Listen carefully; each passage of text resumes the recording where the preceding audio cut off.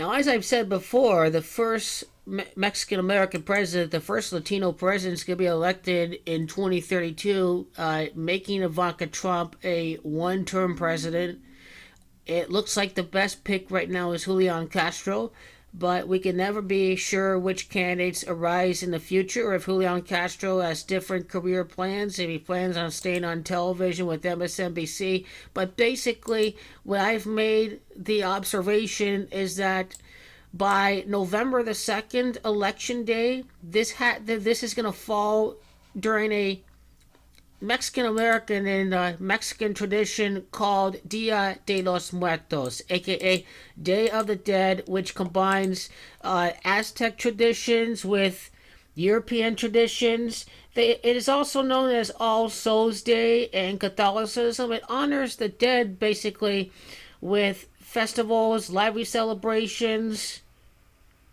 Not only is it going to be commemorated with mourness and sadness, but they really do celebrate the lives of the death and of the dead, and then really this holiday represents the fact that really death is a natural part of life, and really it is a start of a new life, so to speak, and that's what the Day of the Dead is all about. And this is why I believe that at the end of the holiday on November the 2nd, people are going to celebrate the first Mexican-American president. And it looks like it's Julian Castro, but we'll see who emerges, if it's going to be somebody else or not. But the general presumption is that in the year 33, Ivanka Kushner Trump is going to lose. Rand Paul is going to lose. Vice President Rand Paul. A Mexican-American president can be sworn in the year 33. It is liberals that are going to win the election right after the next crash that's going to happen. Because remember, crisis and liberal has too much of 32. It's also worth noting that crash has the same gematria as Ivanka.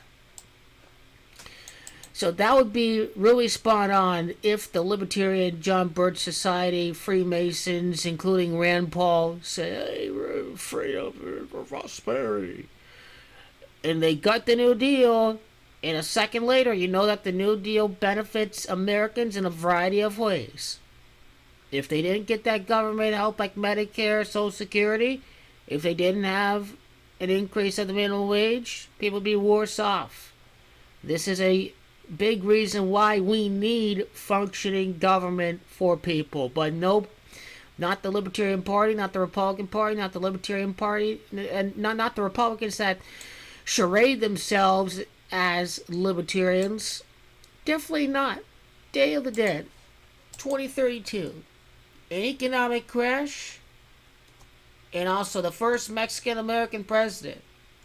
El Dia de los Muertos is the same gematria as Latino-American president. Latino-American. Maybe it's Mexican-American president. Or maybe first Latino president is what I need to enter in the calculator.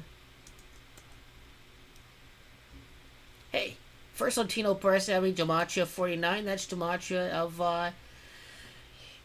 crash. So interesting. First Latino-American president. Maybe Latino-American president, Mexican-American president.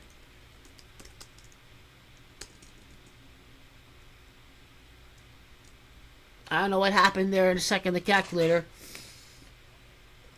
But typing it in English, Day of the Dead. Day of the Dead has gematria of 98 and 53. The Day of the Dead has gematria of 131 and 68. Requires more investigation, but I believe that tying in inauguration year 33 with the end of Trump is a great connection. Because the time span between 2016, when Trump got elected, when Ivanka's going to lose, is a time span of 16 years. And this is how you know it's going to end like this. No doubt about it. It may be the end of the Republican Party if they do have the audacity, to destroy the New Deal. What you get is 8 years of Trump presidents from 2016 to 2032, 8 years of a Democratic Biden-Harris regime. This will all end by the numbers for the fake Jewish con agent Ivanka Trump, Ivanka Kushner, the false messiahs. We're going to destroy the Republican Party. I warn you, if you put another Trump in there, it is the end of the Republican Party. They're going to be completely lost without Donald Trump, and the end is only inevitable.